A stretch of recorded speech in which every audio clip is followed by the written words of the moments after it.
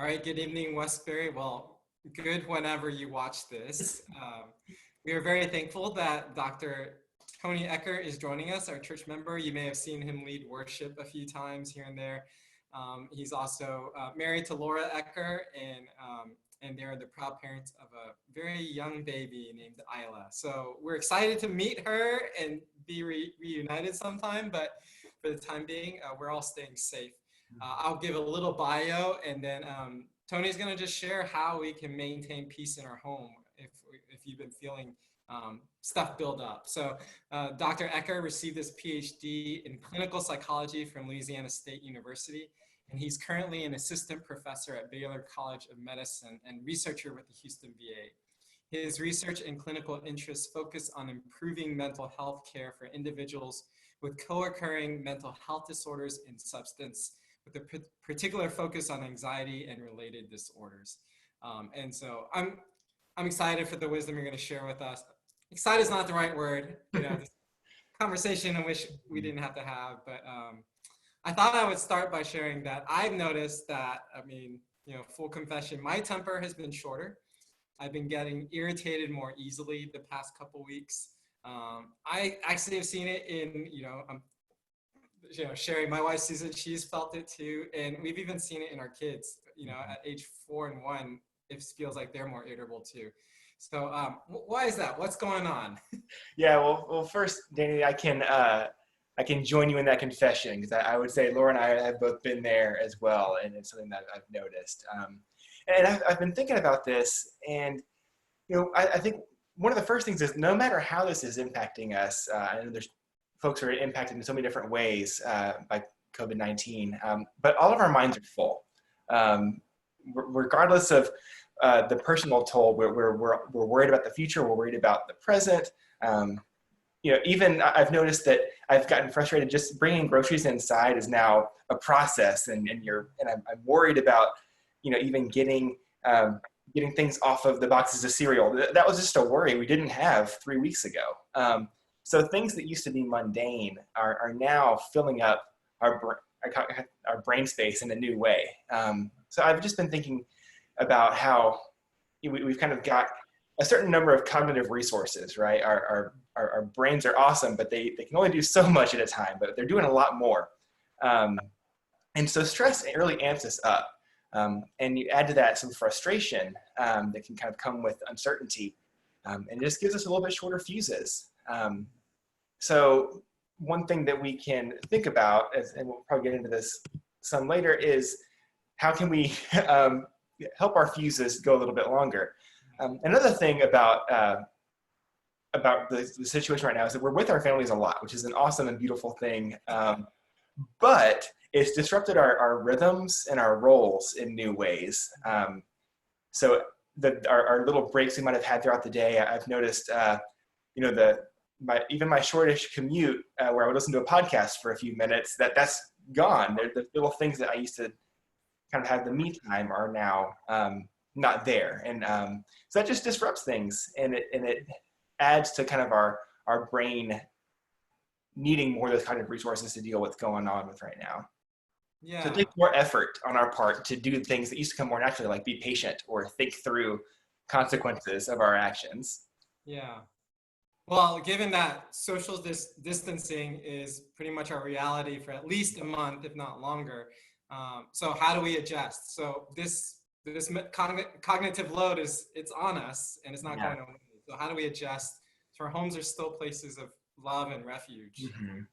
Yeah, I think there's kind of two buckets of things that at least I'm trying to do, and then maybe we can think about. Is first kind of setting ourselves as a group or as a family up for success. So if we can build in some of the rhythms that we used to have, or find new rhythms. One little thing that Laura and I have been trying over the past few days is taking turns just walking down to the end of the street and back. Just building in some time where it's just us getting outside for a second on your own. I think another thing is setting kind of ground rules for communication in your household. I think communication is a big factor that can help minimize some of the ways we kind of get into feedback loops in our own head, some of the ways we kind of find ourselves assuming what our partner is thinking or doing, can be helped if we just kind of talk it out. And that becomes much safer to do if we know that we kind of have this bedrock of communication plans. So things like, okay, telling your partner, I know that whenever I get frustrated, I need a break. So just know that for about 5 minutes, I might need to go into a different room. I'm not running away, but I just need to take a second and think. So I tend to be a thinker when it comes to conversation. So that's when you just say, like, this is how I'm probably going to react if we find ourselves in a tense situation. But the key is you then come back. The relationship timeouts or conversation timeouts are really great with the idea that you then come back. You don't leave it unfinished. So that's a ground rule that you can set before something gets heated or before your anger meter goes up, that kind of levels the playing field some and helps you avoid getting to a place where you don't want to be. And when I've done anger management groups in the past, we talk a lot about the anger thermometer, and you kind of think about, if you're at 0 degrees, you're relaxed, you're on the beach, you're chill, then what's boiling? And we talk about in those sessions, how do we keep you from boiling? And one of the ways is first, I'll try to keep your temperature as low as possible before you get into a heated situation. So in our homes, finding ways that we can keep our temperatures low. So that might be these communication ground rules. It might be new ways to connect. One thing I've noticed is that Laura and I, as long as we can remember, have always talked about our days at the end of the day in detail. But we don't have a lot to say when we've been, 10 feet away from each other all day with a crying baby, also in the mix. But we've kind of found ways to say, well, how has it been for the last few hours? What's been up? What you been thinking? So finding new ways to connect have also helped keep the lines of communication open. So yeah, that's some things I've been thinking about, setting the household up in a way that might foster that communication. I'm just thinking through what I would do. So we might discover that there are new triggers that we never experienced before that kind of set us off.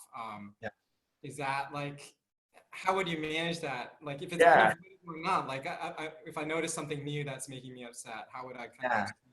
So I had mentioned, I think, the kind of 2 buckets. So the first one was kind of setting up the ground rules for success. And the second one I was thinking was kind of, well, how do I deal with myself and the things I'm learning about myself in this situation? So I think some of the things we can do is, first off, I think, like like Andrew mentioned the other day, that the things you can do to take care of yourself are really important. That's kind of a ground zero for you there. Making sure that you're finding your ways to deal with the stress that helps you.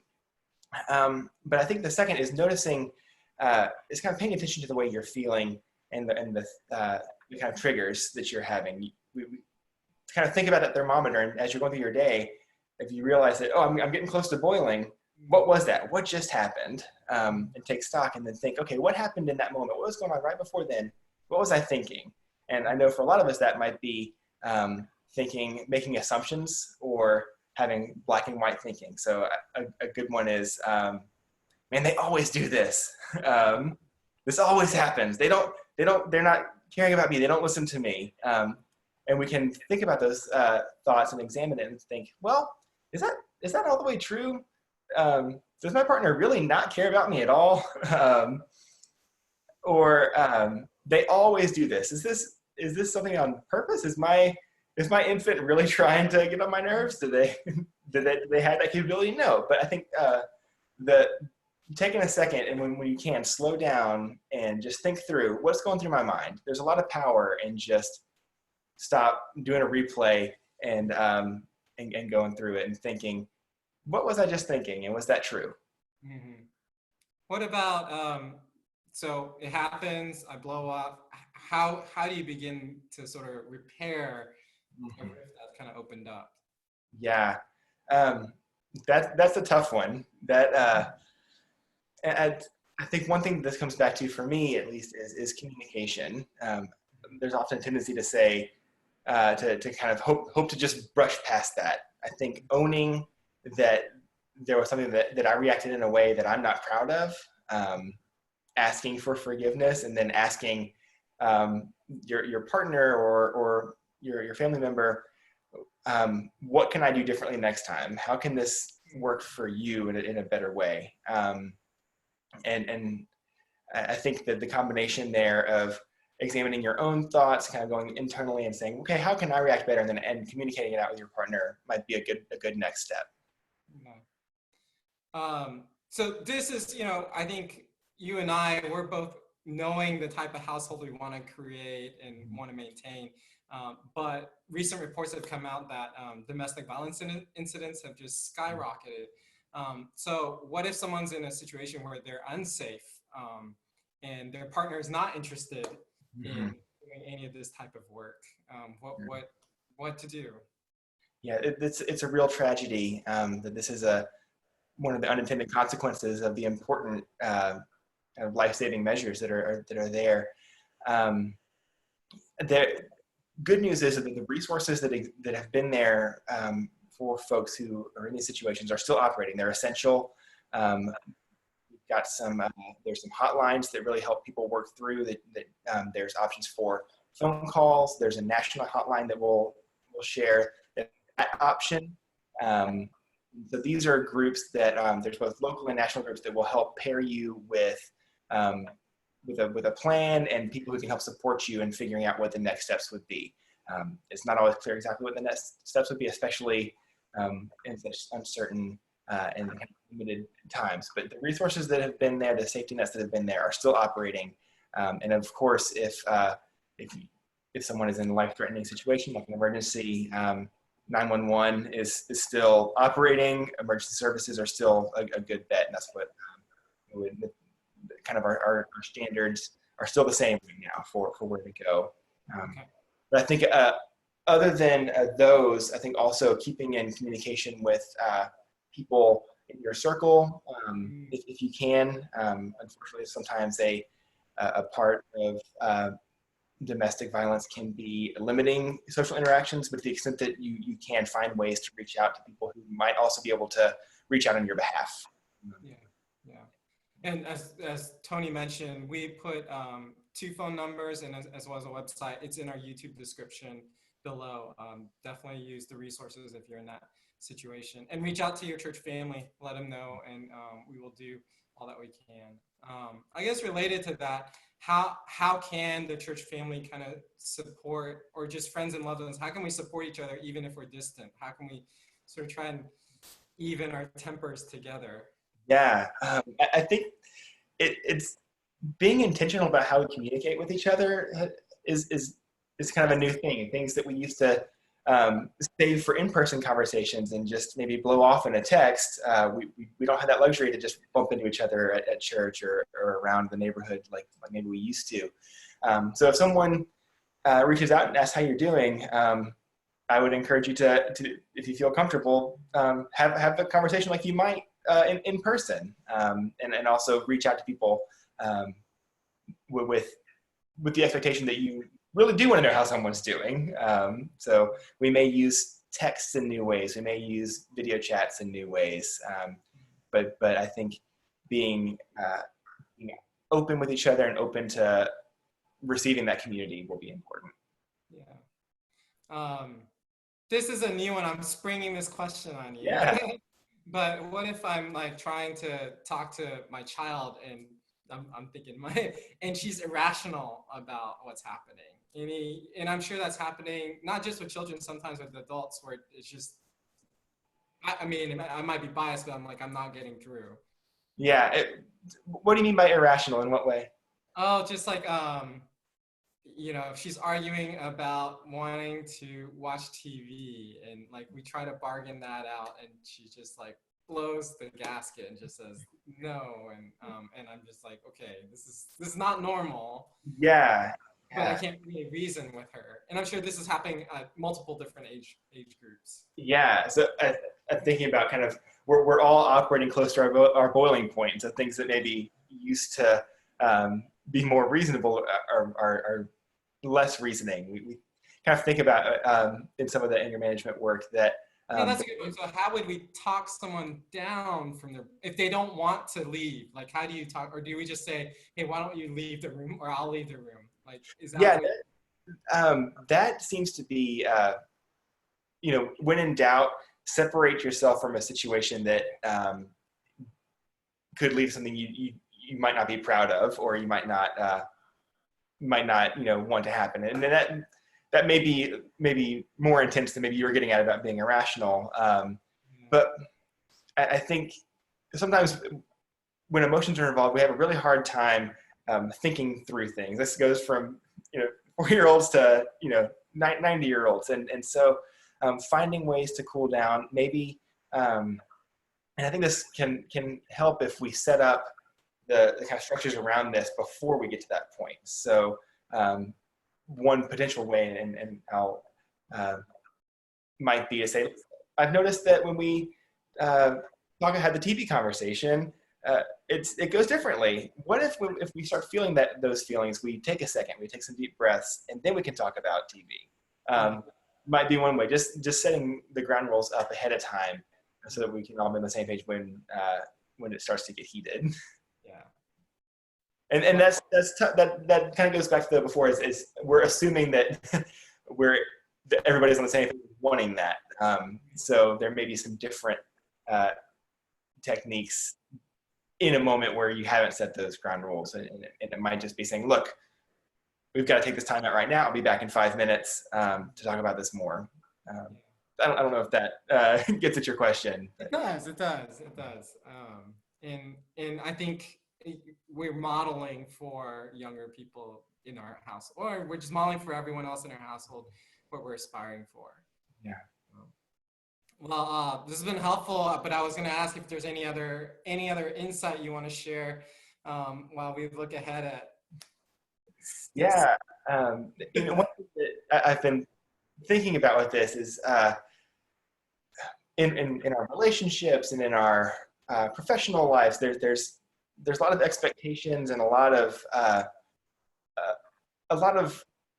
things that are not operating in the way that they used to. So I think having grace for ourselves and other people can go a long way right now, and just understanding that we are not operating under our normal circumstances, and things that used to just brush off of our shoulders are now things that dig into us potentially. So just wherever that kind of, wherever you find that grace and you find that ability to extend that to other folks, I think that's one way. For me, it's just remembering that. We're all operating close to our boiling points. So let's cut each other some slack. This is one thing I've been thinking about. Yeah, that's helpful. Well, Tony, can I offer a prayer for your family? Is there anything on your mind and heart before we close our time? Yeah, absolutely. We've got this awesome 3-month-old, and we're all here with her and our awesome dogs. And I think we want to continue to have the same nurturing and loving environment that we have had as we both try to do our jobs and think about our families. And so I think that's one thing that's been on our mind, is how, even though the most she can do is smile right now, we know that she's taking it all in, and so we just hope that she's taking in the good stuff. Yeah, that's good. Well, can I pray? Absolutely. Let's pray. Almighty, gracious God, I give you thanks for Tony, give you thanks for the gifts you've given him and how he has pursued your calling, and pray that you continue to use him to heal people through whatever work and interactions he has with his patients and clients. And God, I also pray for the Ecker family, for Tony, Laura, and Isla, that you would grant them abundant grace as they are sheltered together, staying home, staying safe, helping their neighbors, and finding all these things, that Isla would discover the best of this time, and she would somehow just absorb the good, and be with our whole church family. Give us peace in our homes, and help us to connect and support one another through this abnormal time, and that we would find peace when meeting think it was possible. We pray this in your son's name. Amen. All right. Thank you, Tony. Of course. Thanks, Danny. I appreciate it. Oh, I appreciate you. Thanks.